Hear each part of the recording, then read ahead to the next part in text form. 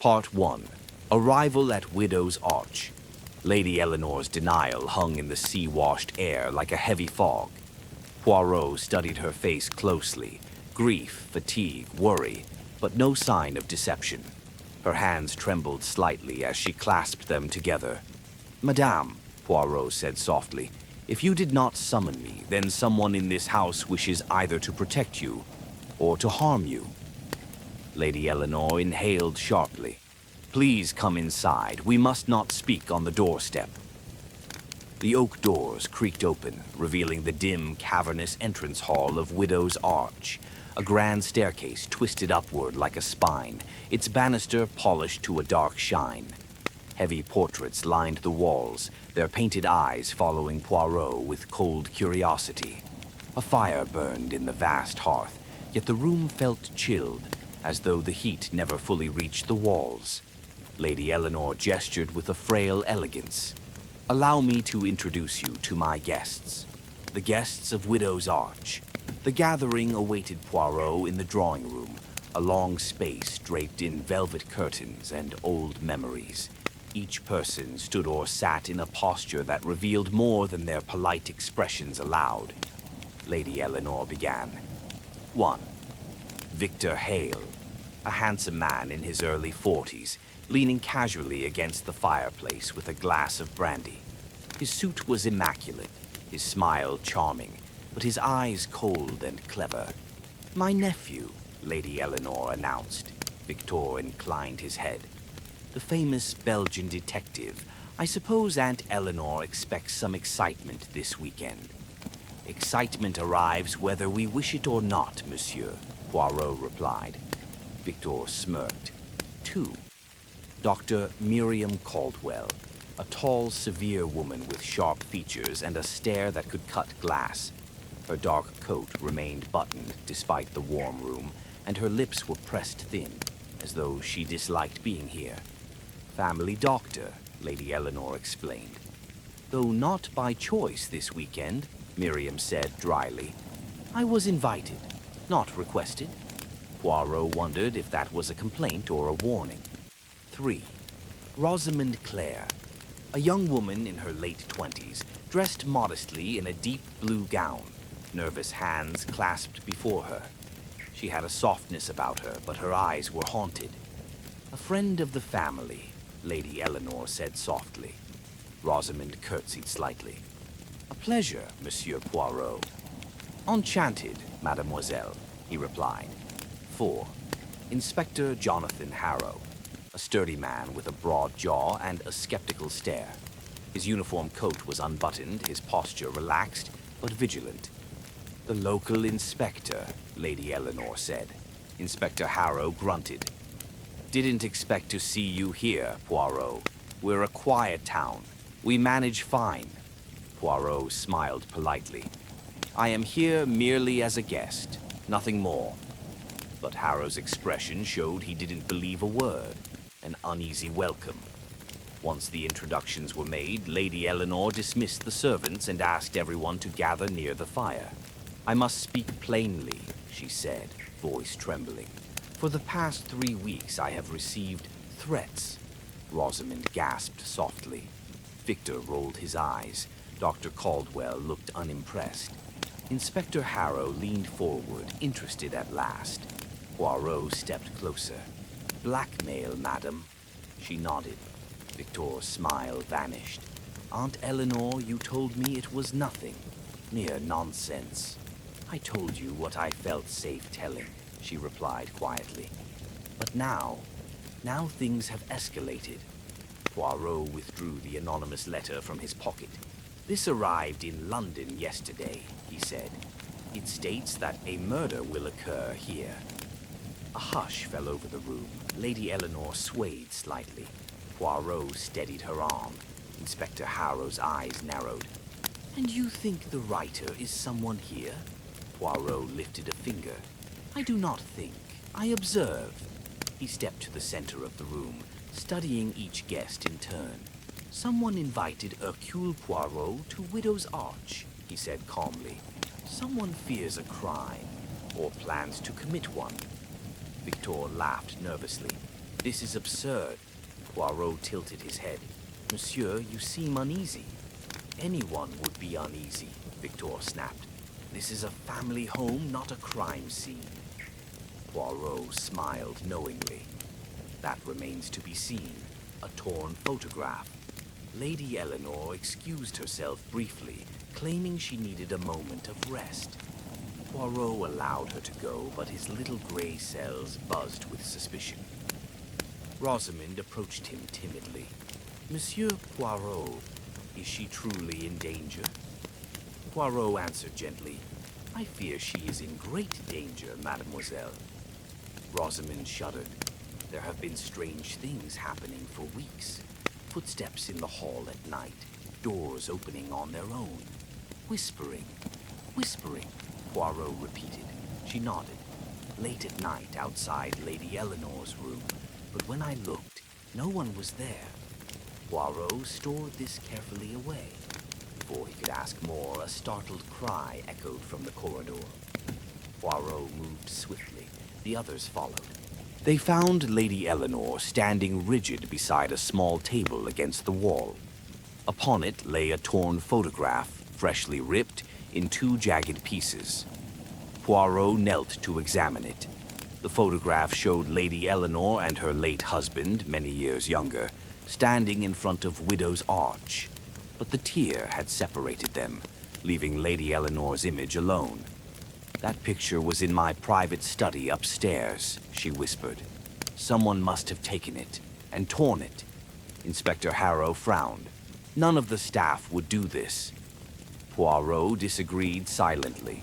He picked up a small black feather from the floor beside the torn photograph. A crow's feather, he murmured. Rosamond paled. The crows here are an omen. Locals say they appear before a tragedy. Victor scoffed, but Poirot was not so quick to dismiss it. Even symbolic gestures hold meaning when humans wish to frighten, manipulate, or control. Night falls on Widow's Arch. Dinner was a strained affair. Though the table glowed with silverware and candlelight, the conversation was cold and forced. Lady Eleanor barely touched her meal. Rosamond spoke little. Dr. Caldwell observed everyone with a clinical detachment that unsettled Poirot. Victor drank more wine than necessary. Inspector Harrow watched Poirot instead of his food. Outside, the wind howled against the windows like distant screams. After dinner, Lady Eleanor retired early, escorted by Rosamond. Dr. Caldwell went to the library. Victor disappeared into the billiard room. Harrow paced the hallways with a cigar. Poirot wandered alone through the mansion, studying portraits, doors, and shadows. Widow's Arch felt alive, breathing, listening. He approached the staircase when suddenly, a sharp, piercing scream cut through the mansion. Poirot spun toward the sound. Victor burst from the billiard room. Harrow sprinted from the hall. Rosamond appeared at the top of the stairs, pale as a ghost. "It's Lady Eleanor," she cried. "Come quickly." Poirot rushed up the stairs 2 at a time, astonishing for his small frame. They reached Lady Eleanor's bedroom, where she sat trembling on the armchair, pointing at the window. "I saw someone," she whispered. "A face, watching from outside." Poirot opened the curtains. The window overlooked the cliff, sheer, deadly, impossible to stand on. Victor said sharply, "She imagined it. No one could stand there." Poirot disagreed again, silently. He studied the glass. A faint streak, like the smear of a glove, ran down the pane. Someone had indeed been there. Someone agile, someone daring, and someone who knew the mansion's outer ledges. Poirot turned slowly. "We are dealing," he said softly, "with a person who knows how to move unseen." Harrow clenched his jaw. "Are you suggesting someone inside this house is stalking her?" Poirot did not answer. He did not need to. A note in the night. Later, long after the guests retired, Poirot remained awake in his room, sitting in a chair beside the window, listening to the rhythmic pulse of the waves far below the cliffs. At precisely midnight, a soft rustling came from beneath his door. Poirot stood instantly and opened it. No one was there. On the floor lay a small folded note. He bent slowly, picked it up, and unfolded it. Inside, written in the same block letters as the first anonymous letter, "Leave Widow's Arch, or witness death." Poirot read it twice, then he smiled faintly. Now the game begins. He slipped the note into his pocket, locked his door, and allowed himself a brief, carefully measured sleep. Tomorrow, secrets would begin to unravel, and Widow's Arch would reveal its darkness. Part 2, The Blackmailer's Shadow, a morning of unease. The next morning at Widow's Arch dawned gray and unsettled. Heavy clouds hung low over the cliffs, and the sea below churned with a restless, ceaseless fury. Inside the mansion, the corridors felt colder than they had the previous day, as if the walls themselves absorbed the dread accumulating within. Poirot rose early, perfectly groomed as ever, and descended to the breakfast room. Only Rosamond sat there, staring into a cup of tea gone cold. She startled slightly as Poirot approached, then offered a weak smile. "Good morning, Monsieur Poirot." "Bonjour, mademoiselle," Poirot greeted, settling across from her. "You look troubled." "A terrible night," she whispered. "I barely slept. Lady Eleanor, she is shaken to her core." Poirot folded his hands. Murder rarely arrives without first sending its shadow. Rosamond shivered. "Do you truly think someone means to kill her?" Poirot met her gaze. "I think someone wishes to frighten her at the very least, but fear is only the beginning of darker plans." Rosamond swallowed. I wish you had come sooner." Poirot raised an eyebrow. "You expected me?" She blinked, flustered. "Oh, no, I didn't mean... I only meant that Lady Eleanor needed help long before yesterday." Poirot murmured. Her reaction was curious indeed. Before he could probe further, Victor Hale strolled into the room, cheerful as the morning sun, but with a faintly sour undertone. "Well, isn't this cozy?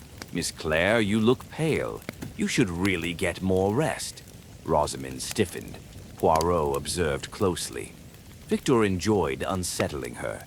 "Did you sleep well, Monsieur Hale?" Poirot asked casually. Victor poured himself coffee. "Remarkably, I find the sound of the waves soothing." Poirot smiled slightly.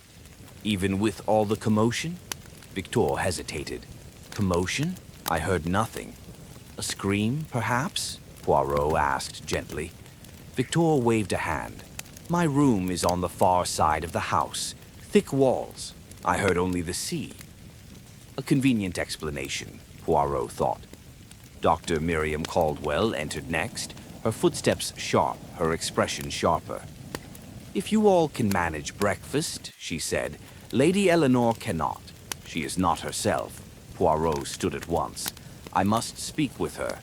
"You can try," Miriam replied coolly, "but she is distressed, exhausted, and frightened. I prescribed rest." Poirot's mustache twitched. "Even so, I will try."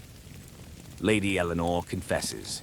He found Lady Eleanor in her private sitting room, wrapped in a shawl despite the crackling fire. She looked older than she had the night before, fragile, faded. "Madame," Poirot said softly, taking a seat near her, "you must tell me everything, every detail, every secret." Her fingers tightened around the shawl. "You ask much." "I ask what is necessary to save your life." She hesitated. Her breath trembled. Finally, she nodded. 3 weeks ago," she began, "I received a letter. It claimed to know something, something from my past, something I have carefully kept hidden." Poirot leaned forward. "And what was the nature of this secret?" She closed her eyes. "An incident, many years ago, when my husband was still alive, something we vowed never to speak of again." "Madame," Poirot said gently, "did this incident involve a crime?" "A terrible mistake," she whispered. One that could ruin my family if revealed. Poirot waited patiently. Lady Eleanor clasped her hands together as if in prayer. You see, 25 years ago, my husband made a decision that cost someone dearly. A young man. She stopped abruptly, then shook her head. No, I cannot say more, not yet. Poirot remained calm. As you wish. Continue with the letters. She nodded. The first demanded money, a large sum to be delivered in cash at a location in the town. Did you pay? Yes, she whispered. I was desperate. And the second letter? Demanded more, but this time it was not money. It demanded that I reveal the secret publicly, or something terrible would occur. Poirot tapped a finger against the armrest. Blackmailers rarely escalate unless they feel they have complete control. Her voice cracked.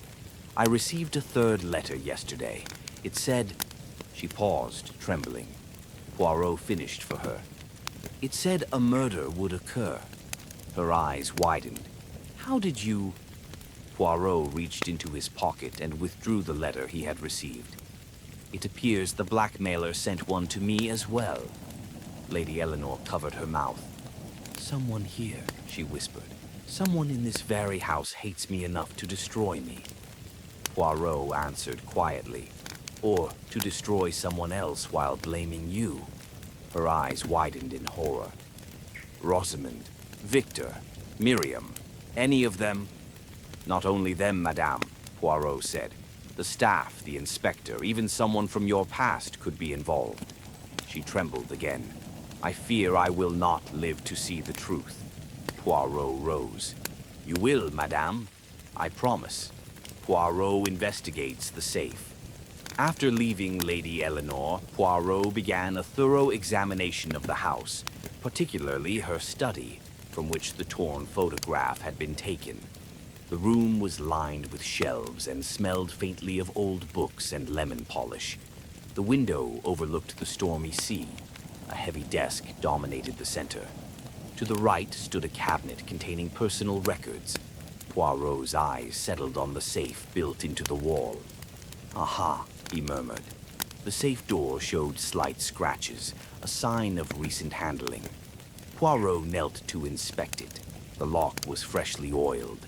Someone had opened it recently, or tried to. He found a thin thread caught in the hinge. Dark red. Wool. Poirot pocketed it. Inside the safe, he discovered a small velvet box containing an emerald brooch, bank statements, old letters tied with a ribbon, a sealed envelope marked, "Private, never to be opened." Poirot's eyebrows rose. He did not open the envelope, not yet. Instead, he examined the old letters. They were from decades ago, many written by Lord Thorneberry. One letter caught his attention. If the truth ever escapes, we shall both be destroyed. Burn this. Poirot's eyes gleamed. So the motive deepens. A house full of motives. Victor Hale Poirot next found Victor in the billiard room, practicing shots with lazy elegance.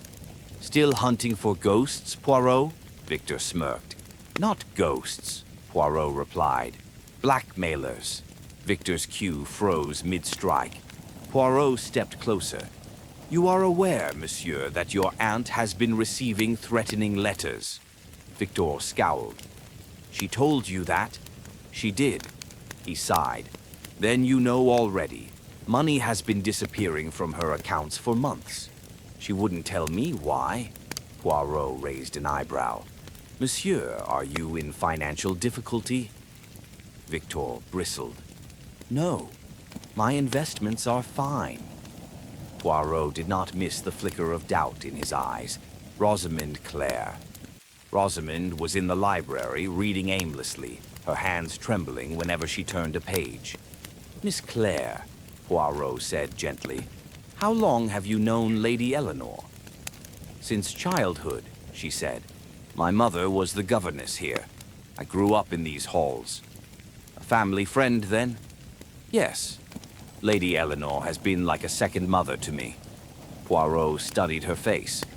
And your relationship with Victor? Is it friendly? She flushed. He dislikes me. Why? She hesitated. He thinks Lady Eleanor favors me too much. Poirot tucked this information away. Dr. Miriam Caldwell Poirot found Miriam in the conservatory, trimming dead leaves with methodical precision. You are very calm, Doctor, Poirot observed, for someone staying in a house where threats are made. Miriam snorted. Threats are empty. People are dramatic. Yet you came. She paused. Lady Eleanor insisted. Poirot glanced at her hands, strong, steady, capable of violence. You dislike her, Poirot said simply. Miriam didn't bother to deny it. Her husband ruined my family. I do not hide my resentment. Poirot's eyes sharpened. A powerful motive, no? She glared. Do not push me, Poirot. Poirot bowed slightly. As you wish. The black feathers returned. That afternoon, a storm swelled over the cliffs. Rain lashed the windows, thunder rolled through the sky, and shadows grew long despite the early hour. As Poirot made his way down the hall, he saw something that made him stop cold. Black feathers, dozens of them, arranged in a neat circle on the floor outside Lady Eleanor's door. A symbol, a warning. Rosamond appeared behind him, gasping. Oh no, not again. Poirot turned. Again? She nodded. 3 nights ago, feathers appeared outside the same door. Lady Eleanor nearly fainted. Poirot crouched, examining the feathers. Not from ordinary crows, from a different bird, larger. He picked one up. Raven, he said quietly. Symbol of death. Rosamond trembled. Someone is tormenting her. Poirot stood. Yes. But why so theatrically? Why not strike directly? She looked at him, terrified. Because they want her to suffer first. Poirot nodded grimly. And that, mademoiselle, tells us something very important. What? This is not the work of a stranger with simple greed. This is revenge. A shadow in the gallery. That evening, Poirot walked alone through the dim gallery hall, where portraits of the Thorneberry family stared down at him with cold, painted eyes.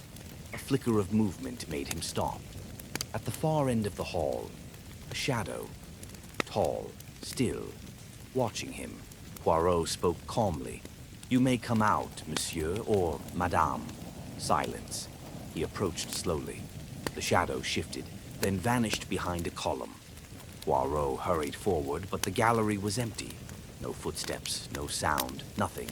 Just the lingering scent of old wool. Poirot's eyes narrowed. Someone is stalking these halls freely. Someone who knows every hidden corner. And then, a new sound echoed behind him. A door creaked open. Poirot turned sharply.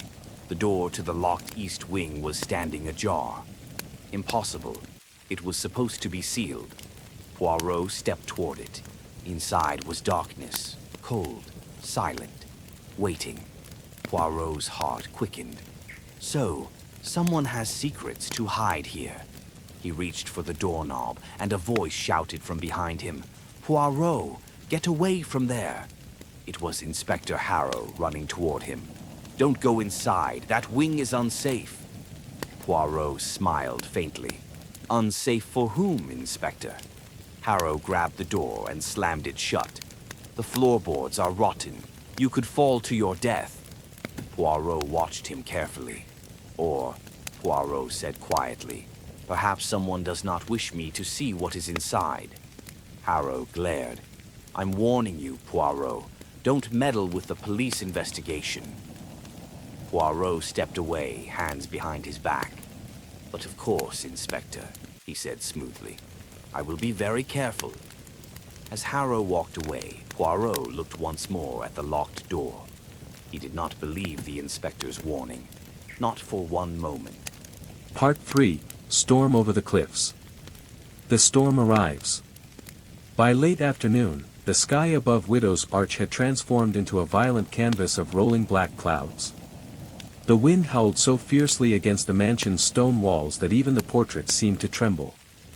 The sea, far below the cliff, churned like a living beast, white foam thrashing at jagged rocks.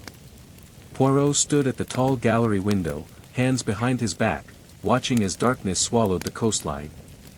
A storm of this magnitude could trap people here for days. A perfect environment for a killer to move unseen. Rosamond hurried into the room, her hair windswept and her eyes wide. Monsieur Poirot. The telephone, the main line has stopped working. Poirot turned calmly. Ah. How convenient. It's the storm, she said breathlessly. Surely that's all. Poirot lifted a brow. And yet, the wiring of Widow's Arch is housed indoors, is it not? In a protected cellar. Rosamond froze. Yes, it is. Poirot nodded gravely. Then you must ask yourself, who in this house has reason to cut communications? Her face filled with dread. You think it was done on purpose? My dear mademoiselle, he said gently, the blackmailer wished to isolate Lady Eleanor, and what better way than to sever her ties to the outside world? As they spoke, thunder cracked so violently overhead that the chandelier rattled. Sabotage in the cellar. Inspector Harrow arrived moments later, his coat wet with rain from venturing outside. The storm's a bad one, he announced irritably. Roads are closing. No one goes in or out of Thornberry tonight. Poirot gave a small, polite bow. Then we are prisoners, Inspector. Harrow scowled. Don't start with your games, Poirot. I have checked the telephone line. Lightning hit the pole near the gate. Nothing unusual. Poirot replied thoughtfully, except perhaps the cut wires in the cellar. Harrow stiffened. What? Poirot smiled. Ah, you did not check there, I see. It took only minutes for them to descend the narrow stone steps into the cellar, where the air was cold and smelled of brine from the sea caves below. Poirot gestured to the wiring panel. 2 thick cables were sliced, cleanly, deliberately. Harrow grimaced. Damn it. Rosamond whispered, whoever did this knew exactly where to go. Poirot nodded. And exactly what to cut. Victor appeared at the top of the stairs, leaning over the railing. What's all this then? I heard shouting. Harrow snapped, someone cut the phone lines. Victor paled. What? But why? Poirot studied him carefully. Victor's surprise looked genuine, but Poirot trusted no one in this house. The Diary of Lord Thornberry. Later, while the storm roared against the windows, Poirot returned to Lady Eleanor's study to continue investigating. The safe still intrigued him. But today, something new caught his eye. A leather-bound diary sitting half-hidden behind a ceramic vase. Poirot lifted it gently and opened the first page. The private diary of Lord Henry Thornberry. Lady Eleanor had said little about her husband, too little. Poirot began to read. The early pages were mundane, hunting trips, business meetings, comments on local politics. But as months passed, the tone grew darker. One entry stood out. I regret what happened at the cliffs. Eleanor insists it was an accident, but I cannot forget the look in his eyes. If the truth is known, our lives will be destroyed. Poirot's eyebrows raised. Someone fell from these cliffs, he whispered, and it was not entirely an accident. A later entry. Eleanor begs me to burn these pages. I cannot. Such a burden must be recorded somewhere. Poirot closed the book, his expression tight. A secret death. An accident perhaps, or a murder covered long ago. And now someone was using that secret to torment Lady Eleanor. But who knew of it? Suspicious movements in the night. As evening deepened, the storm intensified. Windows rattled. Doors creaked. The entire mansion seemed to groan under the weight of the weather. Poirot lit a small lantern and walked the halls slowly, thinking. Then, Footsteps. Soft. Rapid. On the upper landing. Poirot followed. A flash of movement disappeared around the corner. Poirot raised his lantern. "Come out," he called. "There is no need to hide." Silence. He turned carefully, and saw a figure slipping into the east wing. Impossible. It had been locked earlier. Poirot hastened forward, but by the time he reached the door, the figure had vanished, leaving only darkness beyond. The hair on his neck prickled. Someone in this house had keys. Someone moved freely where others could not. He stepped inside carefully. The forbidden wing. The east wing had been abandoned for decades. Dust clung thick to the floors, and the room smelled of mildew and forgotten years. Torn curtains swayed in the draft from broken windows. Poirot lifted his lantern, illuminating old furniture draped in sheets. Then he noticed something odd. A single footprint in the dust. Fresh. Clear. He knelt and examined it closely. "A man's shoe," he murmured. "Size, perhaps 9. He followed the prints. They led deeper into the wing, toward an old nursery. The door creaked as Poirot opened it. Inside, moonlight spilled through a shattered window, revealing faded wallpaper with nursery animals. A rocking chair sat in the corner, moving slightly. Poirot's heart tightened. Was it the wind? Or had someone been sitting here moments ago? He stepped closer, then froze. On the small child's bed lay something black. A feather. Raven. Poirot picked it up. "So," he whispered, "the tormentor hides here as well." Suddenly, a crash echoed from the hallway. Poirot hurried out. The lantern flickered. And before he could take another step, a shadow raced past him, brushing his coat. Poirot spun. "Stop!" But the figure vanished down the hall, swallowed by darkness. Poirot followed, but the shadow moved too swiftly, like someone intimately familiar with every exit and every shortcut. By the time Poirot emerged into the main corridor, the figure was gone. He clenched his jaw. Someone plays a dangerous game. The blackmailer escalates. At midnight, everyone gathered in the main parlor. No one could sleep. The storm shook the mansion so violently that dust drifted from the ceiling. Victor paced. Dr. Caldwell stared into the fire, jaw set. Rosamond clutched a blanket around her shoulders. Lady Eleanor sat trembling, her eyes darting to every shadow. Inspector Harrow smoked aggressively in the corner. Poirot entered, holding the raven feather. "The blackmailer has escalated," he announced. Lady Eleanor nearly fainted. "Another threat?" Poirot nodded. "They not only leave symbols, they move freely in the forbidden wing." Harrow stiffened. "Impossible. The only keys." Poirot raised a brow. "Are with you, Inspector." Harrow faltered. "Why, yes. In my coat. Locked." Poirot smiled grimly. "Check." Harrow rummaged through his coat pockets. His face blanched. "The key, it's gone." Rosamond gasped. Victor swore. Miriam Caldwell didn't blink. Poirot spoke softly. "Someone removed it. Someone who wants us to believe the East Wing is haunted, or cursed, or dangerous." He set the raven feather on the table. Lady Eleanor whispered, "Why won't they leave me alone? What do they want?" Poirot met her gaze gently. "To tear open the past."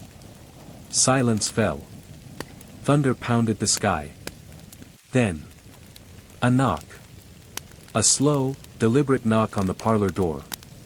Everyone froze. Poirot stepped forward and opened it. No one there. Only a single sheet of paper on the floor. Poirot unfolded it. Words written in bold, angry strokes. "Confess before it's too late." He turned the paper around. The back held a name. A single name. Lady Eleanor gasped. Her hands flew to her mouth. Rosamund began sobbing. Miriam Caldwell's lips tightened. Victor swore under his breath. Inspector Harrow muttered, "This is madness." And Poirot. Poirot stared at the name, his eyes narrowing. The name written on the paper was Henry Thornberry. Lady Eleanor whispered, "My husband, but he's been dead for 25 years. Poirot said quietly, "Yes, madam. And yet someone wants his ghost to speak." The threat of death. Lightning flashed across the cliffs, illuminating the parlor in a stark white light. Poirot stepped back, pacing slowly, thinking aloud. Someone destroyed the telephone. Someone stalks the corridors at night.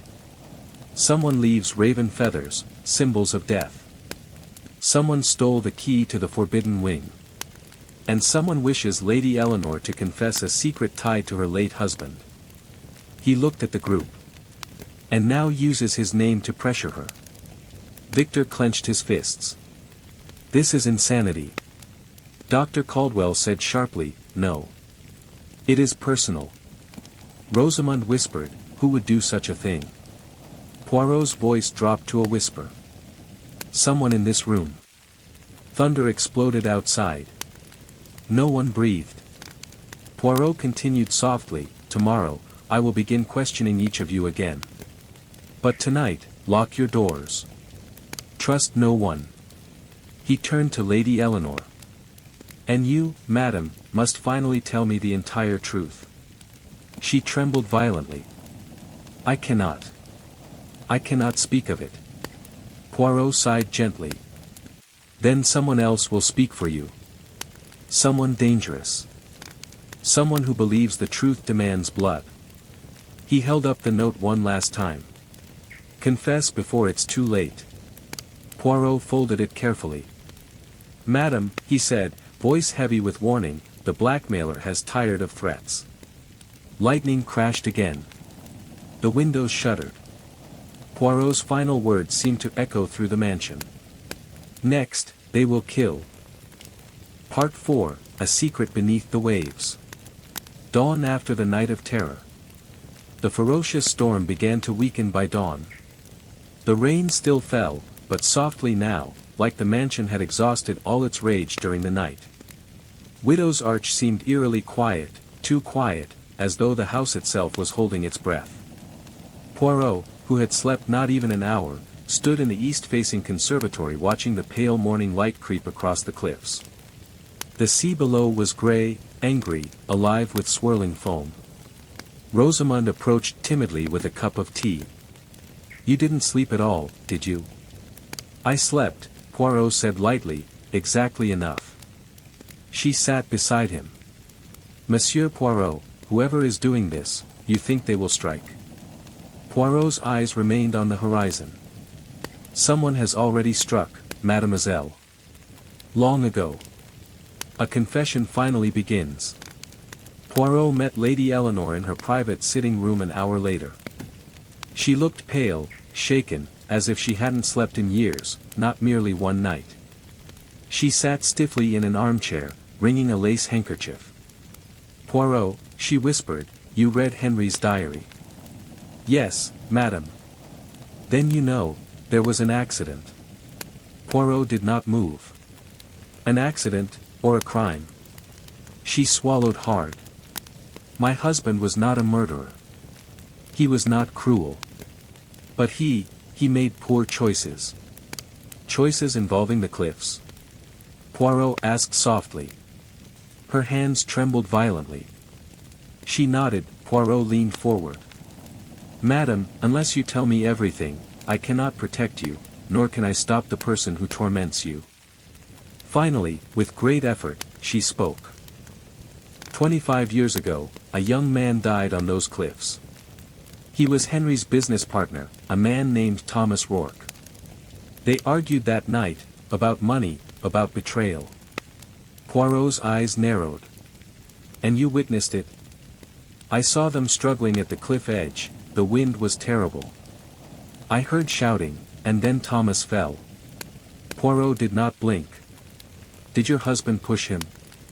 Lady Eleanor shook her head desperately. I don't know. It was so dark, it happened so quickly. But Henry insisted it was an accident. He swore Thomas lost his footing. I believed him. Poirot asked, and the police? There was no investigation. No one knew Thomas came here. Henry said it would ruin us, ruin his business, ruin our marriage. Poirot whispered, so the truth was buried. A tear rolled down her cheek. And someone learned of it. A letter lost in time. Poirot considered her words carefully. Madam, only someone close to you could have known about this secret.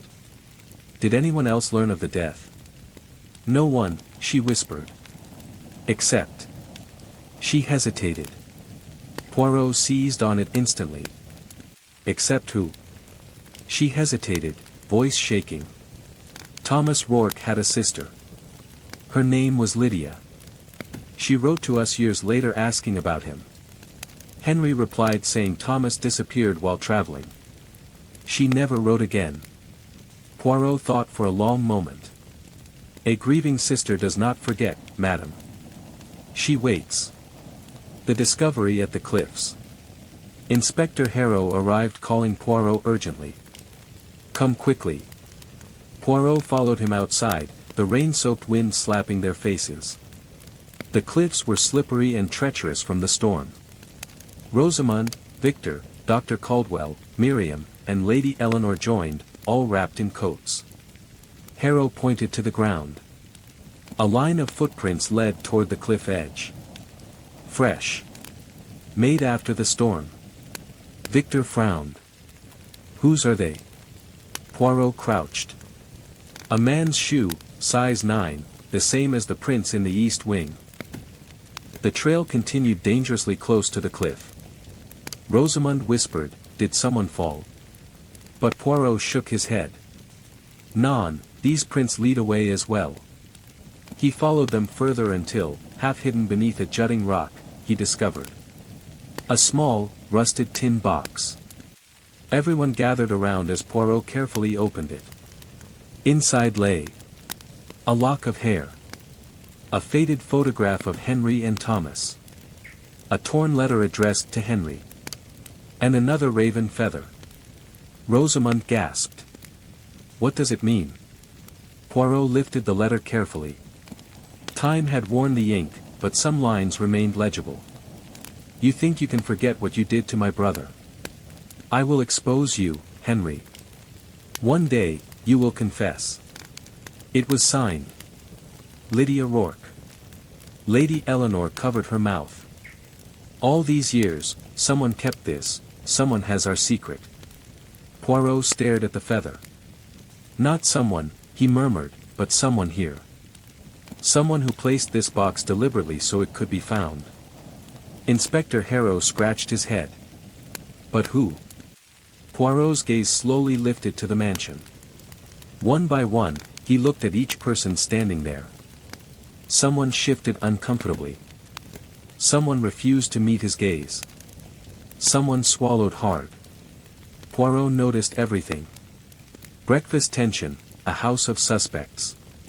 Back inside, the household gathered unwillingly for breakfast. The storm had cut off deliveries from the village, the food was simple and cold. No one spoke. Poirot studied each face carefully. Victor. He tapped his spoon nervously, eyes darting everywhere. Why would Lydia Rourke target us now? She'd be old, if alive at all. Poirot noted his agitation. Dr. Caldwell. Sitting stiffly, calm, but too calm. Her fingers drummed on the table rhythmically, as though hiding tension. Miriam Caldwell. Her daughter. Quiet. Watching. Too observant. Too silent. Rosamond. Frightened, withdrawn, glancing repeatedly at Lady Eleanor. Inspector Harrow. Annoyed, but Poirot noticed a faint scratch on his wrist, fresh. from last night. Poirot filed it away. Poirot's announcement. Poirot finally stood. Mess Amos, I will speak plainly. One of you is the blackmailer. Gasps erupted. I do not yet know who, but I know this: the person is clever, resourceful, and has been planning for years. Victor exploded. That's absurd.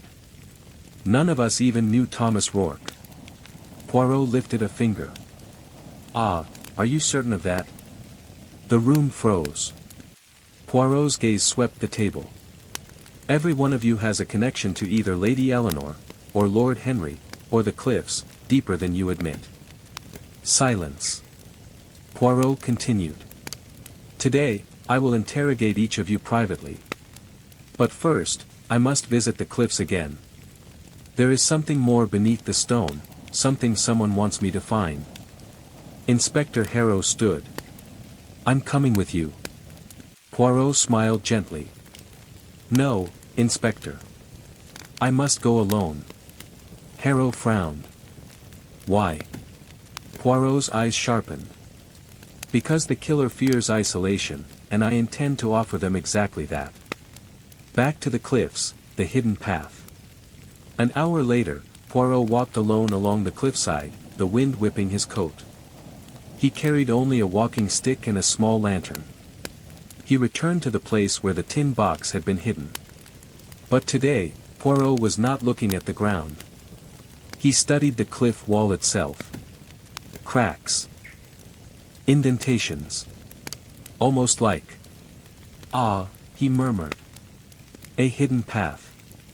He tested one crevice, then another. Certain stones had been smoothed by recent use. Someone had climbed down this cliff. Recently.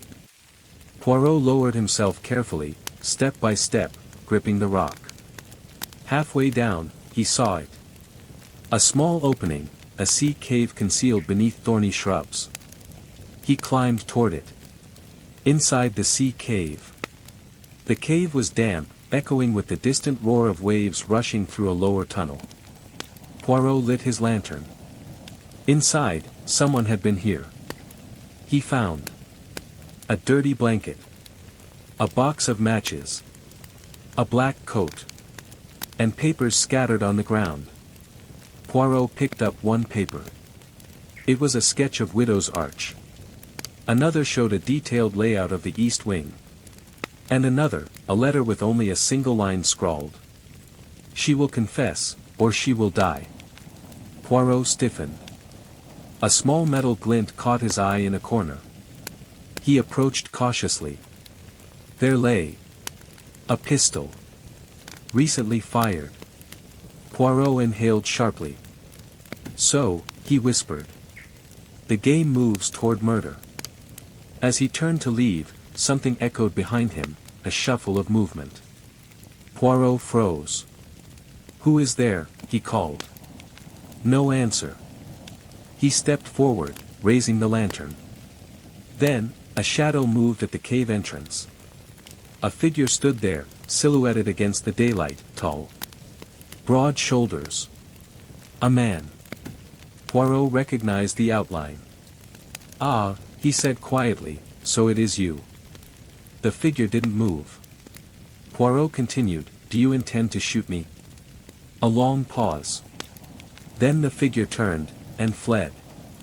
Poirot hurried after him, but the man was fast, scrambling up the cliff path with desperate speed. By the time Poirot reached the top, he had vanished into the trees near Widow's Arch. Poirot stood breathing hard. Now, he murmured, I am certain. Someone in the house was not only a blackmailer, but a killer in waiting. And Poirot had just seen him face to face. The house holds its breath. As Poirot returned, Lady Eleanor rushed toward him. Monsieur Poirot. Where were you? We feared. Poirot raised a hand gently. I found the cave. And I saw the man who hides there. Everyone gasped. Who? Rosamond whispered. Poirot looked at them all, one face at a time. He saw guilt. fear, surprise, some real, some feigned. But he did not name the man. Not yet. Instead, he said quietly, "Tonight, I will reveal the truth. But be warned, the blackmailer feels cornered. And a cornered animal is deadly." Lightning cracked once more far out to sea, as if the storm were threatening to return. Poirot spoke one final line. "Before midnight, the killer will attempt to strike." Part 5, Poirot questions everything. Morning after the cave encounter. The morning following Poirot's confrontation at the sea cave was calm in appearance, yet the tension inside Widow's Arch had grown unbearable. The storm had passed, leaving behind a brisk chill and a sky streaked with gray and white clouds. Outside, the cliffs gleamed wet and menacing, the waves pounding relentlessly against the rocks below. Poirot strode into the breakfast room, his walking stick tapping lightly on the stone floor. Each guest sat stiffly, avoiding eye contact. Their faces betrayed anxiety, apprehension, and perhaps a hint of guilt, though one could never be certain which was genuine and which was a mask. Rosamond Clare glanced at Poirot nervously. "Monsieur, are you well? You look tense." Poirot smiled faintly. "Mademoiselle, one cannot remain calm when the murderer walks freely in the same hallways as oneself. But the little grey cells are in excellent condition, and they will guide me." Victor Hale took a sharp sip of his coffee, eyes darting to Poirot. "Is it really true? You saw someone in the cave? What man? Do you think it is someone here?" Poirot placed a finger to his lips. "Patience, monsieur. All will be revealed. But first, each person must answer questions honestly, without concealment." Dr. Miriam Caldwell leaned back, arms crossed. "You cannot interrogate us all day, Poirot. Some of us have important things to do." "Ah, doctor," Poirot said mildly, "it is not my intention to inconvenience you. But to prevent murder, it is necessary to inconvenience all." Questioning the guests. Poirot began systematically, as he always did, studying not only the words but the pauses, the gestures, the slightest twitch of the lips or brow. Victor Hale. Victor was first. "Monsieur Hale," Poirot said, "you appear confident, yet you drank more wine last night than is wise. Why?" Victor fidgeted. "I did not sleep well. The storm. The events of last night." "Events," Poirot repeated slowly, "or shadows of your own guilt." Victor flushed. "Guilt? I have no guilt. I am concerned for my aunt. That is all." Poirot's little grey cells were already ticking. Victor's concern seemed genuine in words, but his gestures betrayed tension, the set jaw, clenched fists, rapid breathing. Someone with secrets will always leak them through body language. Rosamond Clare. "Mademoiselle Clare," Poirot asked gently, "you have lived in this house most of your life. You know every corridor, every door. Were you aware of the east wing being unlocked last night?" Rosamond shook her head violently. "No. I would never go there. Never. I don't even want to know what's in that wing." Poirot noted her reaction carefully. "Fear, mademoiselle, is different from guilt. You fear what you do not know. That is understandable." Dr. Miriam Caldwell.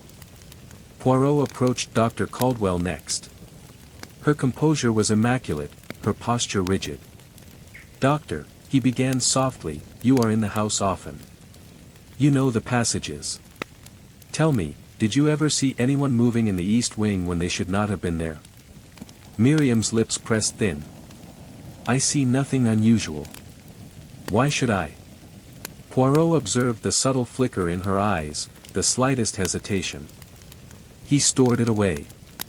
"Lady Eleanor Thornberry." "Madam," Poirot said carefully, "after yesterday's revelations, you must speak plainly. You have admitted the past incident with Lord Henry and Thomas Rourke. But there is something else. Something hidden. Perhaps someone here is manipulating that secret. You must tell me everything you know. Lady Eleanor shook her head. Tears formed in her eyes. I cannot. I am too afraid. Too ashamed. You would not understand. Poirot approached gently. Madam, understanding is not necessary. Truth is. You must reveal the truth for your own safety. She shivered. I have told you all I remember. And yet. I fear someone knows more than I have said. Inspector Harrow. Poirot turned to the inspector. You, Inspector, are an observer. You have handled cases many years.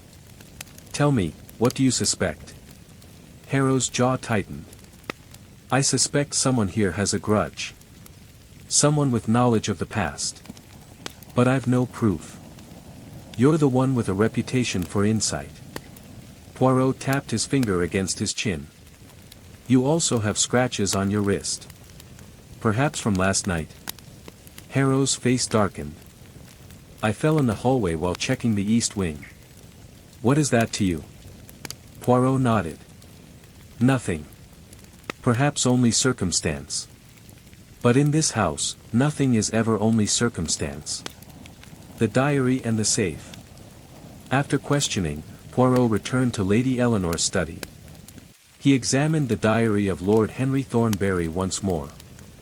The entries told of deceit, jealousy, and greed, but one particular passage drew his attention. Victor is clever, but will never understand the depths of betrayal. Miriam Caldwell has always sought my favor, but not for love, for advantage. Eleanor is kind, but too soft. One secret, and everything will crumble. Poirot frowned. This diary offered more than personal musings, it offered motives. Everyone in the house had some connection to the past, whether by blood, friendship, or ambition. And each person had reason to lie, to conceal. Then he turned to the safe. The sealed envelope remained unopened. Poirot carefully opened it. Inside. Documents regarding old debts. Letters revealing financial fraud by Thomas Rourke. A folded note. If she does not confess, all will be revealed, and blood will pay. Poirot folded it and studied the writing carefully. This was not Lady Eleanor's hand. Nor Victor's. Nor any staff member he could immediately recognize. Someone within the circle was cunning, careful, and bold. An observation in the hallway. As Poirot left the study, he wandered the long corridors. The storm had subsided, leaving rain dripping through the eaves. A sudden sound caught his attention, soft, deliberate footsteps echoing along the hall. Poirot froze, listening. The footsteps stopped. He crept toward the source, a slightly ajar door at the end of the hall. Inside, he discovered the library, empty but for a scattering of papers on a desk. A small black feather lay atop the papers. Poirot picked it up. Again, he murmured, the symbol of death. He turned over the papers. A note was scrawled hastily. She cannot hide the truth forever. Tonight, someone will die. Poirot's jaw tightened. The blackmailer was growing impatient. The threat was escalating from fear to lethal action. A hidden passage. Poirot recalled Rosamund's earlier statement about the East Wing. Perhaps, he thought, the blackmailer is using secret knowledge of the house's layout. He began inspecting the walls carefully, tapping, listening. A hollow sound answered near one of the galleries that he pressed along the wall. A panel gave way under pressure, revealing a narrow hidden passage. Poirot's eyes gleamed. This, he whispered, is how the blackmailer moves unseen. A perfect route from the East Wing to other parts of the house. A clue in the fire. That evening, while the household gathered nervously in the drawing room, Poirot asked Lady Eleanor to bring the letters and documents together. He placed them carefully on the hearth. Victor, impatient, leaned close. You really think we can find the killer by staring at papers? Poirot ignored him. His eyes fell on a small smudge of ink near one of the letters. He picked up a magnifying glass. Ah, he murmured, a fingerprint. Faint, yes, but present. From someone who handled this recently. He turned the glass toward Victor. Victor stiffened. He turned it toward Dr. Caldwell. She did not flinch. He turned it toward Rosamund. She trembled. Poirot noted carefully. This is no ordinary clue. It will narrow the field. The second threat. Just as night fell, a shriek pierced the air. All turned toward the east wing. Harrow rushed forward. Poirot followed, slow and measured, with eyes sharp as a hawk. They arrived at the east wing entrance. Rosamund clutched Lady Eleanor's arm. I heard footsteps, and whispering. Poirot's gaze swept the hall. And then they saw it. A letter pinned to the wall by a dagger. A single word scrawled on it in bold handwriting. Confess. Poirot knelt. Bold. Impatient.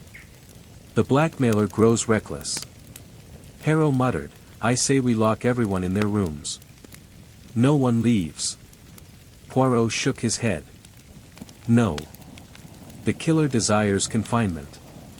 They are testing us. A plan forms. Poirot retreated to his room, pacing slowly. He considered everything. Black feathers in the hall.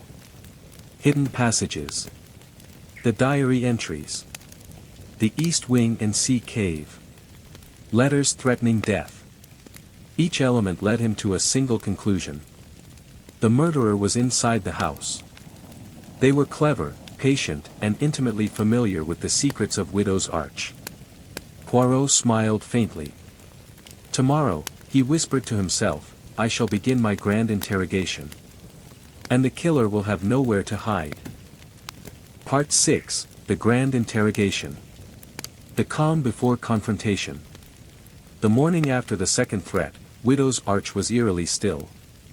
The storm had passed completely, leaving the mansion's stone walls glistening from the soaked night air. A brittle sunlight filtered through the tall windows, but it brought little comfort. Every shadow seemed longer, every corridor narrower. The house held its breath, waiting.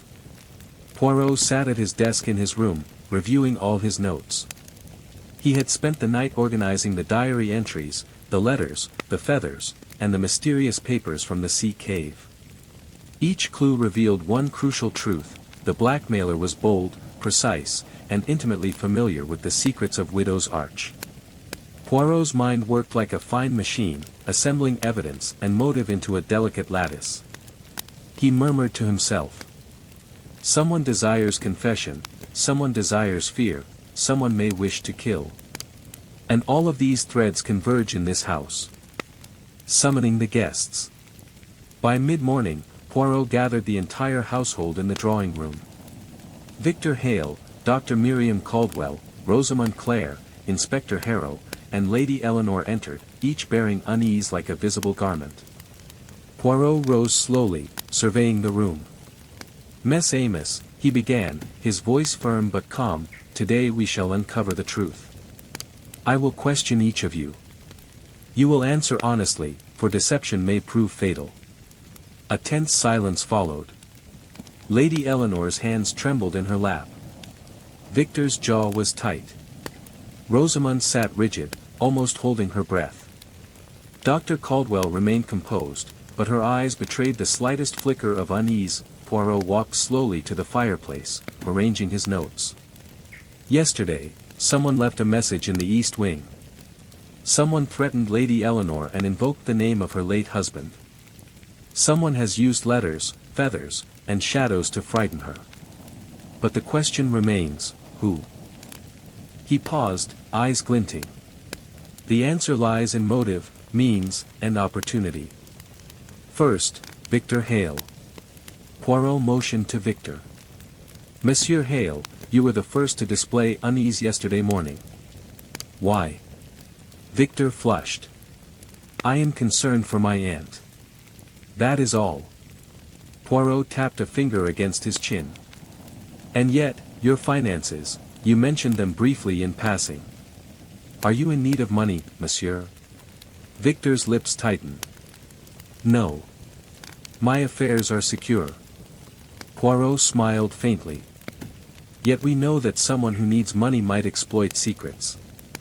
Your nervousness, it is not fear of harm. It is fear of discovery. Victor stood abruptly. I swear, Poirot. I have done nothing. Poirot studied him silently for a long moment. Then he nodded and said, Perhaps. But be aware, monsieur, appearances may deceive. Next, Dr. Miriam Caldwell. Poirot approached Dr. Caldwell, noting her impeccable posture and cold gaze. Doctor, you are familiar with this household. You know the East Wing, the secret passages, and the habits of each resident. Tell me, did you leave the sea cave last night? Miriam's lips pressed together. I was in my room. I do not leave the house at night without purpose. Poirot observed her hands, strong, capable of action, yet steady. You do not lie, perhaps, but you also withhold much. You feel loyalty to Lady Eleanor, yet resentment toward Lord Henry Thornberry, yes? Miriam's eyes narrowed slightly, but she did not respond. Poirot noted it. Rosamond Clare. Mademoiselle Clare, Poirot continued, you have lived under the gaze of this household your whole life. You know its corridors, its secrets. Did you enter the East Wing or the sea cave? Rosamond shook her head violently. No. I never would. I fear what is there. Please. I only want Aunt Eleanor safe. Poirot studied her carefully. She was terrified, but he sensed no deception. Her fear was genuine. Lady Eleanor Thornberry. Poirot turned to Lady Eleanor, who shrank slightly in her chair. Madam, the secret of your husband's past is central to this mystery. I have pieced together many elements from the letters, the diary, and the threats. You must tell me, who knew the truth? Lady Eleanor shook her head. I told you, only the blackmailer knows. I cannot say more. I only wish this torment to end. Poirot studied her face. There was pain, shame, and fear, but no hint of malice. This is truth. But the blackmailer does not act without motive. Someone close to you, someone with long memory, wants confession. That is clear. Inspector Harrow. Finally, Poirot addressed Inspector Harrow. Inspector, you are trained to observe.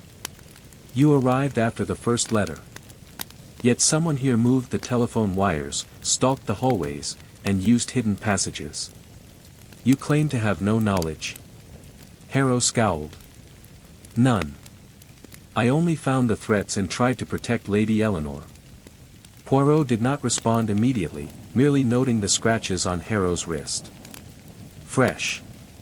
Perhaps caused by the roof of a hidden passage, perhaps accidental, perhaps deliberate. Uncovering the clues. Poirot paused, turning to the assembled group. Let us examine the evidence. The black feathers. Left deliberately, a symbol of death. The sea cave, a hidden route.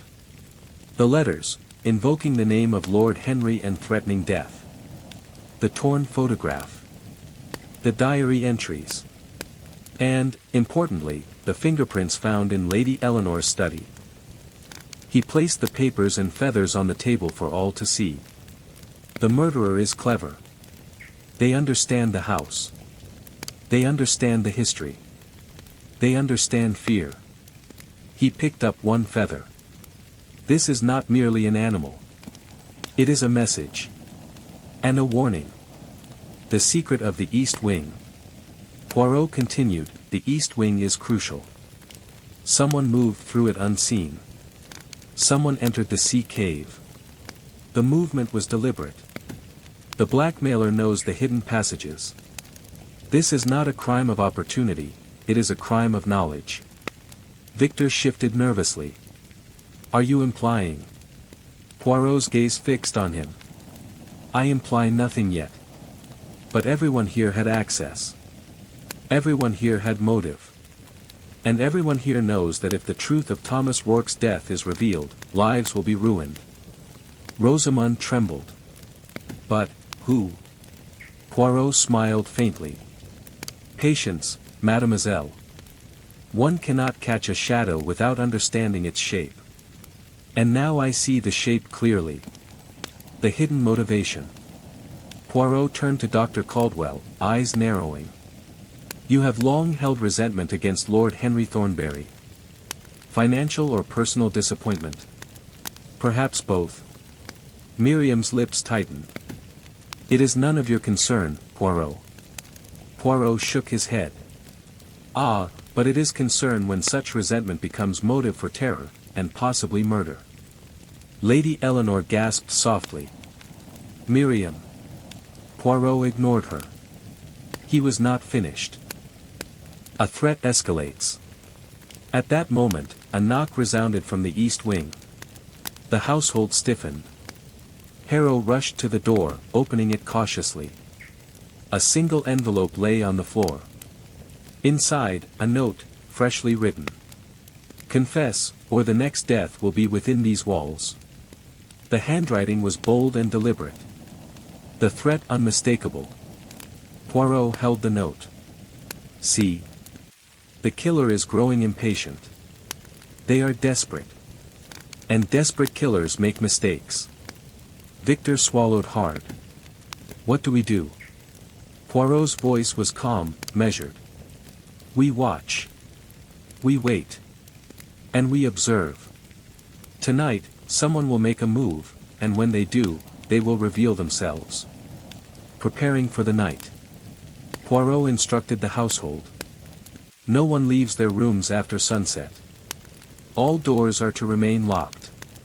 Each guest must report to Poirot any unusual sound, shadow, or movement immediately. Lady Eleanor trembled. I am afraid, Monsieur Poirot. Fear is necessary, madam, Poirot said gently. It sharpens the mind.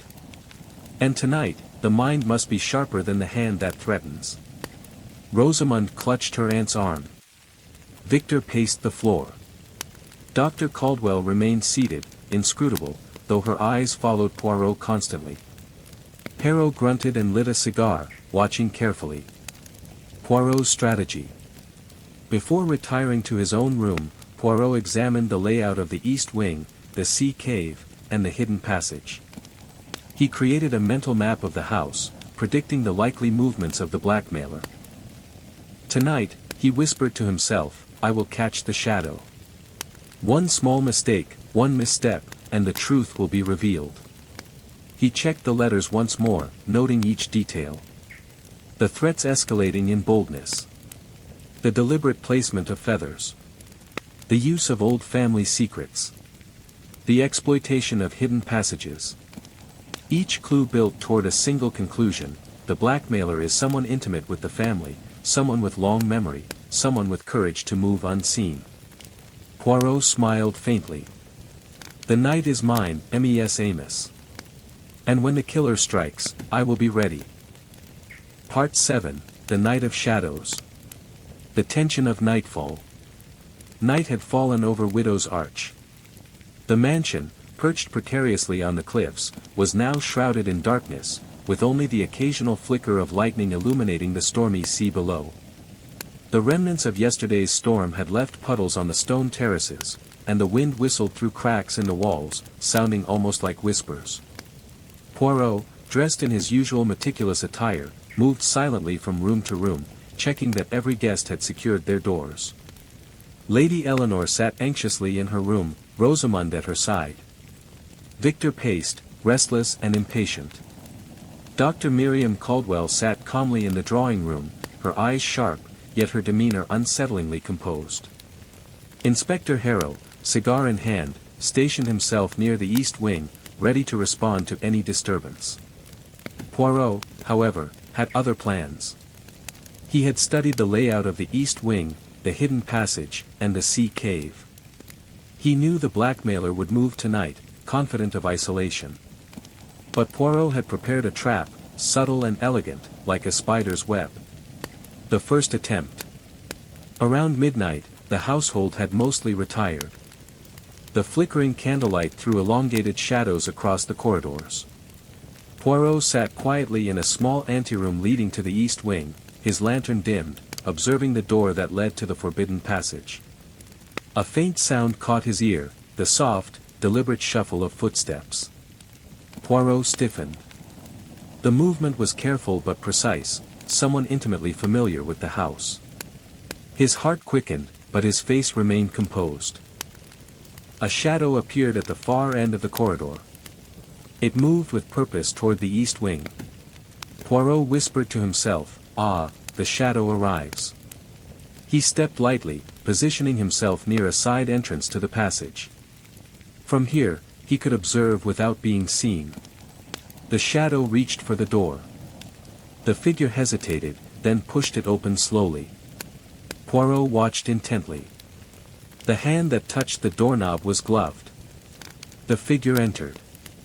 Poirot waited, then followed silently, stepping through a narrow passage that led directly to the sea cave. Confrontation in the east wing. In the dim light of the east wing, the figure paused near the staircase leading to the upper hall. Poirot stepped forward suddenly. "Bonsoir," he said softly. "Bonsoir, my friend." The figure spun around, startled. It was Victor Hale. His face was pale, his eyes wide with shock. "Poirot." I, Victor stammered. Poirot raised a hand. "Calm yourself, monsieur. I knew someone would attempt tonight. And you have walked into the trap." Victor's hands shook. "You cannot." "I had to. It was the only way to protect myself." "Ah, yes," Poirot said slowly, "but whom were you protecting, Victor? Yourself, or your secret ambition?" Victor's voice broke. "I didn't mean to kill anyone. I just wanted, the letters, the secrets, to scare Lady Eleanor into. I don't know, confessing." Poirot's eyes narrowed. "You moved the telephone line, didn't you? You entered the sea cave. You planted feathers, pinned letters, and used hidden passages to terrorize her. All of it, for leverage, yes." Victor collapsed into a chair, guilt-stricken. "Yes. Yes, I did it. But I never intended to hurt anyone." Poirot studied him carefully.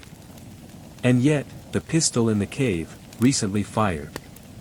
You know how easily an accident can become murder, yes?"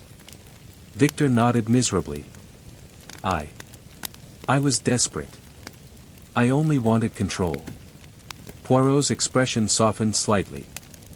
"Monsieur Hale, desperation is a dangerous companion. You chose to play with shadows, but the shadow nearly became a blade." The revelation. Poirot motioned for the inspector, who had arrived silently behind him, to secure Victor. Poirot's face was a mixture of astonishment and relief. Victor confessed everything. How he learned about Thomas Rourke's death from old letters and hints. How resentment and jealousy toward Lady Eleanor, along with greed, led him to devise the blackmail scheme. How he planted the feathers and letters to frighten her into revealing the family secret. How he used the east wing and the sea cave for stealth. How he almost fired the pistol, intending only to scare, not harm. Poirot listened patiently, nodding. "You see, Mes Amos, desperation and knowledge of secrets are a dangerous combination." Victor believed himself clever. But cleverness alone cannot outwit the little grey cells. Lady Eleanor entered the room, pale but relieved. "Victor, why?" she whispered. Victor hung his head. I wanted to. I don't know. Power. Control. I thought if you confessed, everything would change. I never wanted anyone hurt." Poirot's eyes softened. "Fortunately, you were intercepted before tragedy struck. And now, monsieur, you must face the consequences of your actions." Unpacking the motive. Poirot then addressed the household, explaining the logic behind his investigation. "Observe, Mes Amos," he said, pacing slowly. "The blackmailer needed motive, means, and opportunity. Victor Hale possessed all three. He knew the secret of Thomas Rourke's death. He understood the household layout. He was clever, impatient, and feared exposure. He wanted to manipulate Lady Eleanor, but in doing so, he created fear, terror, and the risk of death." Rosamund and Lady Eleanor listened silently, absorbing the shocking truth. Dr. Miriam Caldwell's composure remained, though a faint glimmer of surprise crossed her eyes. Poirot continued, "The letters, the feathers, the east wing, the sea cave, even the cut telephone line, all of these were orchestrated by one person. One who had knowledge and boldness. One who, until tonight, almost succeeded in committing a crime." Harrow nodded. "Brilliant work, Poirot. He could have killed someone for real." Poirot's eyes twinkled. "Yes, Inspector. That is why one must always consider not only intent, but capability. Here, monsieur, capability and motive intersected dangerously. The aftermath. Victor Hale was taken into custody. He apologized profusely to Lady Eleanor, who, though shaken, showed a measure of compassion. Rosamund clung to her aunt, grateful for Poirot's intervention. Poirot addressed them gently. "Now, Mes Amos, the household may breathe again. But remember, secrets can linger for years, waiting for the wrong person to discover them. In this case, luck and observation prevented tragedy." Lady Eleanor whispered, "Monsieur Poirot. I cannot thank you enough." Poirot smiled faintly. "Madam, you only needed safety and clarity. One cannot control human folly, but one can mitigate its consequences. And tonight, we did." Closing observations. Later, alone in his room, Poirot reflected on the events. The intersection of fear, greed, and knowledge had nearly caused death. But by observing carefully, understanding psychology, and anticipating human behavior, he had prevented catastrophe. He examined the black feathers, the letters, the diary entries once more. He smiled slightly, shaking his head in quiet amusement. "Ah, mon Dieu," he murmured. Desperation and ambition, always the most dangerous combination. But for the moment, Widow's Arch is safe. Until the next shadow appears, one must always be vigilant. Part 7 ends with a sense of relief, but also lingering tension, because while Victor Hale was caught, Poirot knew that secrets of the past still haunted the mansion. There were threads yet to unravel, and some of the family's old wounds had only begun to heal. Part 8, Shadows of the Past. Morning after the confession. The first light of morning bathed Widow's Arch in a muted, silvery glow. Rain from the previous storm had soaked the grounds, leaving puddles that reflected the towering mansion and the jagged cliffs beyond. A somber calm hung over the house, but beneath the surface, tension simmered. Lady Eleanor sat in her sitting room, flanked by Rosamund. Her hands were clasped tightly, knuckles white. Though Victor Hale had confessed and been taken into custody, the sense of unease lingered. Secrets had been revealed, but the emotional toll remained. Poirot entered quietly, carrying his notebook. His expression was calm, yet his eyes betrayed that he was already examining every detail, every subtle clue from the previous night. "Madam," he began gently, "though the immediate danger has passed, one must consider the ripples of truth. Every action, every secret, leaves a mark." Lady Eleanor looked up, her eyes weary. "Do you truly think there is more?" Poirot nodded slightly. "Always, madam. A house such as Widow's Arch does not release its shadows easily. Victor's confession resolved the immediate threat, yes. But the secrets of the past, they linger, and some are hidden even from themselves." The letters revisited. Poirot began sorting the letters and documents collected during the investigation. He examined each one meticulously. The letters from Lydia Rourke, Thomas's sister, hinted at grief and suspicion. The diary entries of Lord Henry Thornberry revealed patterns of mistrust and ambition within the household. The notes pinned to the walls and left in secret passages indicated the blackmailer's intimate knowledge of the mansion's layout. Poirot picked up a letter that had been overlooked during the initial search. The paper was worn and folded carefully. Henry. I know of the accident. Justice must be served. One day, the truth will emerge. Poirot turned the paper over. There was no signature. Yet he could feel the weight of emotion, fear, grief, and a desire for vindication. Ah, he murmured to himself, the past has many echoes. One wronged can wait decades for recompense. Rosamond's perspective. Rosamond Clare, visibly relieved that the immediate danger had passed, approached Poirot. Monsieur Poirot, what happens now? Victor, he's gone. Is the house truly safe? Poirot considered her carefully. Safe for tonight, mademoiselle. But secrets, once unearthed, do not vanish so easily. They linger in the hearts of those who hold them, or those who witness them.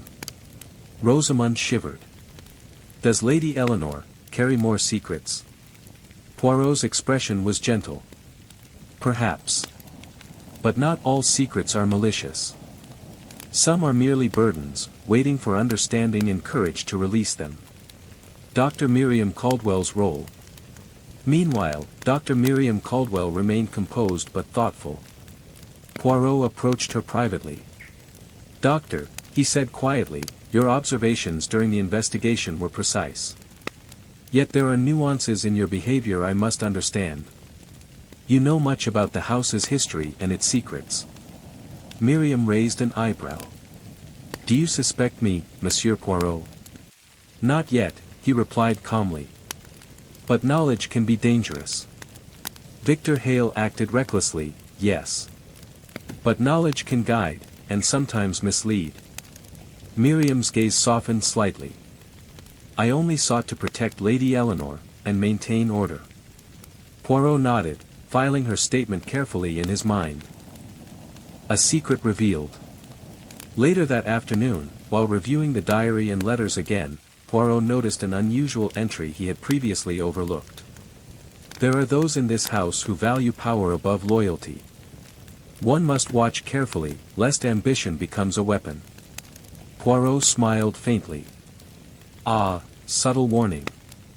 Lord Henry understood human nature well, but even he underestimated the persistence of resentment and ambition. He realized something critical. While Victor had acted on opportunity and desperation, he was not the only person influenced by past events. There were underlying tensions within the household, rivalries, suppressed anger, and hidden alliances. Poirot decided he must address the family directly. The family meeting. By evening, Poirot convened Lady Eleanor, Rosamond, and Dr. Caldwell in the drawing room. Miss Amos, he began, Victor Hale's confession resolves the immediate danger. But I believe there are threads yet untangled. Secrets, though not criminal, have influenced decisions and created unease within this household. We must address them openly. Lady Eleanor looked anxious. What secrets, Monsieur Poirot? Poirot studied each of them carefully. Not crimes, madam, but truths. Ambitions, jealousies, unspoken grievances. Victor acted recklessly, yes, but he also exploited existing fractures. We must understand them to prevent future harm. Hidden alliances. Poirot turned to Dr. Caldwell. Doctor, it appears you have long maintained influence over the household. Subtle guidance, advice, perhaps even intervention. Is this accurate? Miriam nodded slowly. Yes, Monsieur Poirot. I have tried to preserve order and protect Lady Eleanor. But the family has complexities that are difficult to manage. I feared exposure, not for myself, but for the family. Poirot's eyes narrowed.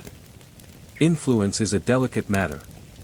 Misused, it can create resentment. Understood correctly, it maintains stability. He then addressed Lady Eleanor. Madam, you must also understand the influence of your family's history on present behavior. Secrets create power. Power creates tension. Tension can be exploited. Lady Eleanor's hands trembled. I never wished for harm, never. Poirot reassured her. No, madam. But you must now confront the shadows of the past to ensure peace in the present. Revealing Rosamond's insight. Poirot turned to Rosamond, who had been silent. Mademoiselle, you are intelligent and observant. You have lived under the shadows of this household.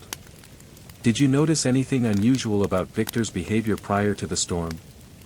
Rosamond hesitated, then spoke quietly. He was restless. He asked questions about the past, about Thomas Rourke.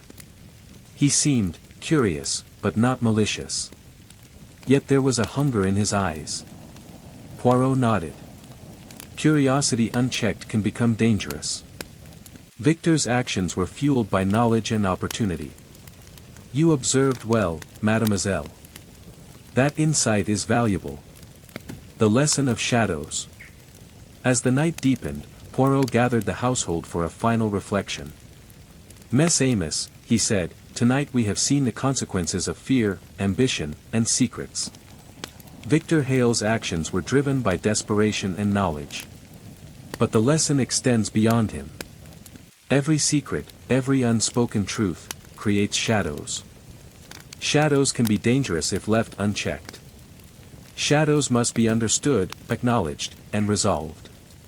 Lady Eleanor nodded, tears glistening in her eyes. I understand, Monsieur Poirot. I will try to confront these shadows. Poirot smiled faintly. Excellent, madam. Courage, after all, is the antidote to fear. A moment of reflection. After the meeting, Poirot returned to his private study, reflecting on the events. Victor Hale had been the immediate threat, but the intricate web of secrets and relationships had almost enabled disaster. He reviewed the diary, letters, and notes one final time. He noted hidden resentments and ambitions. The influence of past tragedies on present behavior. The delicate balance of power within the household. Poirot concluded. Victor acted recklessly. But he was not alone in his impulsiveness. The environment, the history, the shadows all contributed. Understanding human nature is essential, and that understanding, Mess Amos, is the tool of justice. As he closed the diary, he gazed toward the cliffs. The sea roared gently below, a reminder that nature's power and human secrets alike could be unpredictable. Part 9, Secrets Unveiled. The calm before the final truth. The morning at Widow's Arch was unusually quiet. A pale sunlight filtered through the high windows, casting long shadows across the grand hall. The storm had passed days ago, leaving behind a landscape washed clean but tinged with lingering unease. Victor Hale was securely in custody, but the household still felt the weight of past events pressing upon them. Poirot, as ever, moved quietly among the rooms, reviewing the evidence once more. He sensed that while the immediate threat had been neutralized, hidden truths remained buried, secrets that, if revealed too suddenly, could shatter the fragile peace in the house. A letter that was overlooked. While examining the desk in Lady Eleanor's study, Poirot found an envelope that had been overlooked in the chaos of the stormy nights. It was addressed to Lady Eleanor, written in a familiar, delicate script. Opening it carefully, Poirot discovered a note. To Lady Eleanor. I have watched and waited. Do not blame your family for the mistakes of the past. The truth must be faced, but with compassion. Look closely at those you trust, not all is as it seems. Poirot's eyes narrowed. This letter had not come from Victor Hale. Nor had it been delivered by anyone from the household. Yet the handwriting bore subtle familiarity, something reminiscent of Thomas Rourke's sister, Lydia. Ah, Poirot whispered to himself, there is one who has observed, one who has waited patiently. And perhaps even guided events from afar. Rosamond's discovery. Rosamond Clare, curious and vigilant, approached Poirot. Monsieur Poirot. I found something in the east wing, behind a panel near the old study. It looks like old documents and photographs. Poirot followed her silently. In a small, hidden compartment, they found letters between Thomas Rourke and a mysterious correspondent. Financial records suggesting disputes over family property. A photograph of Lydia Rourke beside Thomas, both young and smiling. Poirot examined the papers with meticulous care. Ah, these reveal secondary motives, not directly criminal, but emotional. Old grievances, family disputes, and loyalty intertwined with resentment. Rosamond asked softly, so Victor Hale was not the only one with secrets? Poirot nodded. Indeed, mademoiselle. But secrets differ from crimes. Some remain as warnings, others as tools, but not all lead to tragedy. The difference lies in action. Victor acted, others merely observed. Dr. Miriam Caldwell's confession. Poirot then turned his attention to Dr. Miriam Caldwell. Her calm composure had been maintained throughout, but he sensed she had more to reveal. Doctor, he said quietly, you have guided this household carefully. Your intentions have been protective, but sometimes influence can become restraint. Is there more you wish to disclose? Miriam hesitated, then nodded. Yes, Monsieur Poirot. I knew more about the East Wing passages than I initially admitted. I feared Lady Eleanor would be exploited by someone, but I did not anticipate Victor's boldness. I have kept records of household matters, letters, and movements, more for safety than secrecy. Poirot's eyes twinkled. Ah, precaution, not malice. A wise, but careful, observer. You ensured safety, not fear. That is a crucial distinction. Lady Eleanor's hidden burden. Next, Poirot addressed Lady Eleanor privately. He gently reminded her of her husband's past and the events surrounding Thomas Rourke's death.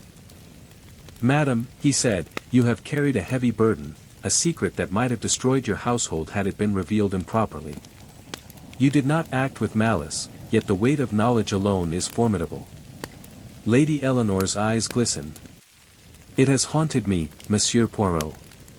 All these years. I lived in fear of discovery, of scandal. Poirot nodded gravely. Secrets shape behavior, madam. But courage in revelation, as Victor's exposure demonstrates, prevents them from felling the innocent. The revelation of secondary secrets. Poirot gathered the household once more in the drawing room. He spoke carefully, ensuring each person understood the gravity of secondary revelations.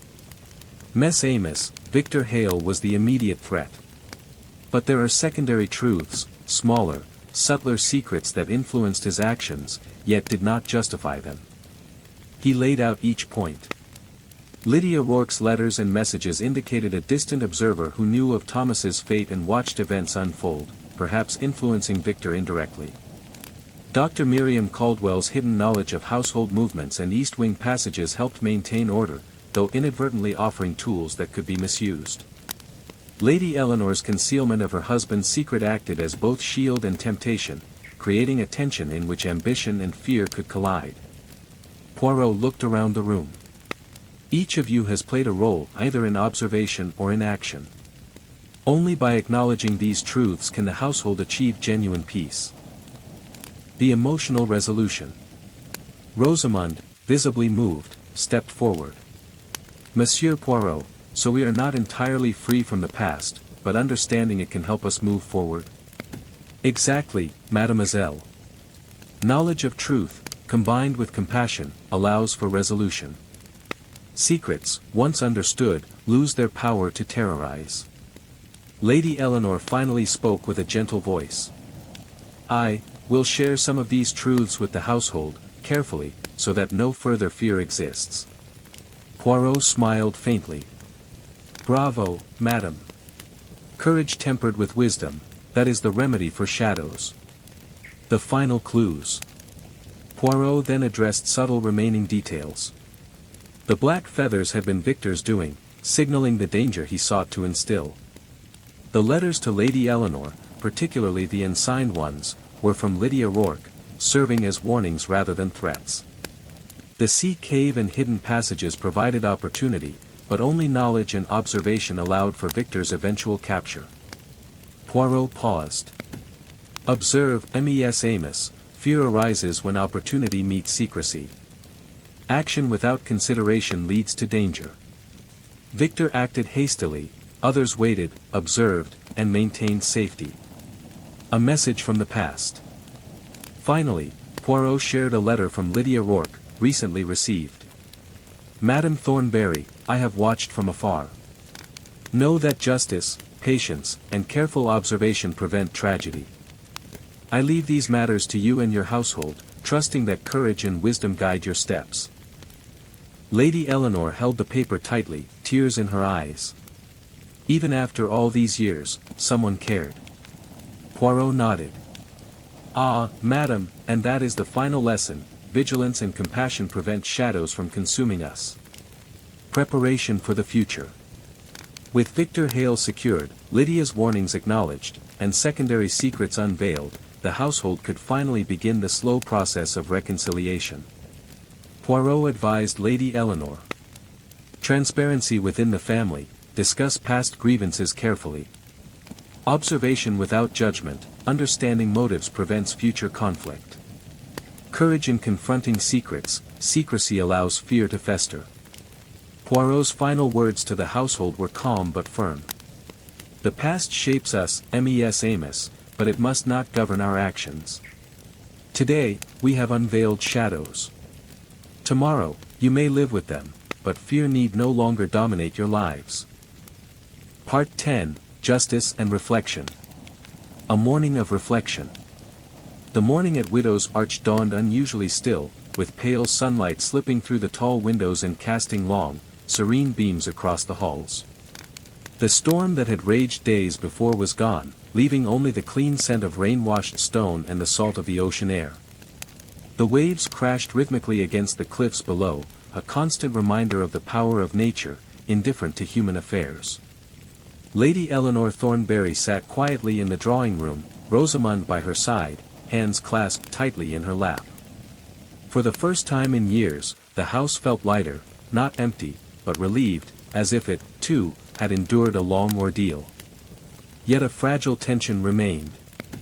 The knowledge of Victor Hale's desperate actions and the lingering secondary secrets had left their mark on everyone. Poirot entered quietly, his posture immaculate, his expression calm yet penetrating. He carried his notebook and a small magnifying glass, not for investigation this time, but as a symbol of his methodical, careful nature. His eyes swept over the assembled household, taking in each face, noting subtle expressions of relief, guilt, tension, or lingering fear. Miss Amos, he said softly, his voice gentle yet commanding attention, today is not merely a day to breathe freely. It is a day for reflection. The events of the past days are over, but their consequences remain. Understanding them is crucial, not only for justice, but for peace of mind. The gathering in the drawing room. Poirot gestured for everyone to sit. Lady Eleanor, Rosamond, Dr. Miriam Caldwell, and even Inspector Harrow took their places, while the large, sunlit room seemed to hold its breath, awaiting the detective's words. Let us recall, Poirot began, what transpired here. Victor Hale acted rashly, driven by fear, greed, and ambition. He sought to manipulate Lady Eleanor by invoking the secrets of the past, specifically the tragic incident involving Thomas Rourke, her late husband's business partner. Yet we must observe carefully, while Victor executed these actions, the conditions that enabled him were created long ago. Secrets, concealment, unspoken grievances, these are shadows that linger in any household. Lady Eleanor's voice trembled as she spoke. Monsieur Poirot, are you saying I am responsible for everything that happened? Poirot shook his head. Not responsible in the sense of guilt, madam. But the past, and the manner in which it was concealed, created the environment in which action, even reckless action, became possible. That is why truth, even if painful, must be acknowledged. The lessons of human nature. Poirot stood, his posture formal, yet his voice carried warmth. Observe, Mes Amos, human nature is a tapestry woven of light and shadow. Fear, ambition, love, jealousy, and loyalty, all exist side by side. It is the interplay of these forces that guides action. Victor Hale's desperation exploited these shadows, yes, but each shadow had already been cast long before his intrusion. Rosamond, eyes wide, whispered, "So the past, it always affects the present." "Exactly, mademoiselle," Poirot replied. "And that is why reflection and understanding are paramount. Knowledge alone does not suffice, it must be coupled with compassion and careful consideration. Only then can peace be restored." Victor Hale's fate. Poirot turned to Inspector Harrow, who had been quietly observing the proceedings. "Inspector, what is the legal disposition of Monsieur Hale?" Harrow exhaled, a mixture of relief and residual frustration in his voice. "He will be charged with attempted coercion, intimidation, and possession of a firearm in a threatening context. Fortunately, no one was harmed. The law will now address his actions." Poirot nodded thoughtfully. "Justice, when combined with foresight, prevents unnecessary tragedy. Monsieur Hale acted rashly, but his capture, and the careful observation leading to it, ensured that no blood was spilled." Lady Eleanor's hands trembled as she muttered, "I cannot forgive him, yet I understand why it happened." Poirot's voice was gentle. "Understanding does not require immediate forgiveness, madam. But it is the first step toward peace. The unveiling of secondary secrets." Poirot then addressed the subtler revelations that had emerged during the investigation. "Mess Amos," he continued, "Victor Hale's actions were overt and dangerous, but they were influenced by secondary truths, truths that did not justify crime, but shaped perceptions and decisions. Consider Dr. Miriam Caldwell. Her knowledge of the East Wing and hidden passages allowed her to maintain order, yet inadvertently provided the tools that Victor could exploit. Her intentions were protective, yet her discretion created an unseen network within the household." Dr. Caldwell bowed her head slightly. "Monsieur Poirot. I only wish to safeguard Lady Eleanor." "Exactly," Poirot replied. "A wise intention, but one must always consider potential consequences. Knowledge is power, yet power misapplied can become peril." Poirot then turned to Lady Eleanor. "Madam, your concealment of Lord Henry's past was not malicious, but necessary, perhaps even unavoidable. Yet secrecy, even with the best intent, carries weight. It is the knowledge held by others that creates potential for conflict." Lady Eleanor nodded slowly. "I see, the truth, carefully shared, prevents shadows from growing." Poirot smiled faintly. "Bien, madam. Courage guided by wisdom, that is the antidote to fear." The role of Lydia Rourke. Poirot then revealed the final piece of the puzzle regarding Lydia Rourke, Thomas's sister. "Observe this," he said, holding a letter that had been recently received from Lydia. The handwriting was delicate but resolute. "Madame Thornberry, I have watched from afar. Justice, patience, and careful observation prevent tragedy. I trust your household to navigate these truths with courage and compassion." Lydia Rourke did not act to harm, Poirot explained. Her presence, though unseen, guided events indirectly. Her knowledge of the past allowed her to act as a subtle influence, ensuring that any recklessness, such as Victor's, could be mitigated. She serves as a reminder that observation, patience, and restraint are as powerful as action. Rosamond breathed softly. "So, even from afar, she protected us?" Poirot nodded. "Yes, mademoiselle. Not all guardians are visible. Not all justice is immediate. Some acts of foresight are quiet but profound. Reconciliation and emotional closure." Poirot then facilitated a moment of reconciliation within the household. Lady Eleanor addressed Rosamond, sharing memories of her late husband and the importance of confronting truth without fear. Dr. Miriam Caldwell spoke of her long-term dedication to protecting the household, clarifying intentions and dissolving subtle resentments. Rosamond, having observed the events keenly, expressed gratitude and understanding for the complexities of human motives. Poirot guided each reflection carefully, emphasizing understanding, compassion, and vigilance. Mess Amos, he said, this household has endured storms both literal and metaphorical. The human heart, much like the cliffs below, is shaped by time, pressure, and force. Yet it can endure, if guided by courage, observation, and wisdom. Final observations by Poirot. After the household had gathered their composure, Poirot retired to his private study. Alone, he reflected on the entire series of events. Secrets of the past, the tragic accident involving Thomas Rourke set the stage for decades of tension. Concealed truths create an environment where fear and ambition can flourish. Victor Hale's desperation, knowledge, when combined with impatience and desire, can lead to reckless actions. Observation and preparation prevented tragedy.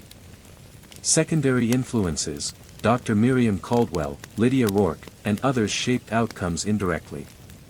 Not all influence is malicious, some is protective, guiding events toward balance. The power of observation, the little gray cells, combined with empathy and reasoning, are essential in understanding human motives and preventing harm. Emotional courage, confronting truths with composure and compassion restores balance and prevents lingering shadows from controlling behavior. Poirot leaned back, gazing toward the cliffs. The waves crashed below in steady rhythm, indifferent to human drama yet perfectly harmonious. Ah, mon Dieu, he murmured, human folly, human courage, human love, all interwoven, unpredictable, yet fascinating. Justice is not only law, but understanding. And today, Widow's Arch is safe, balanced, and enlightened. For now, at least. A final look at the household. The final scene at Widow's Arch captured the household in a moment of tentative peace. Lady Eleanor, composed yet reflective, prepared to share her truths with Rosamond, fostering trust and openness.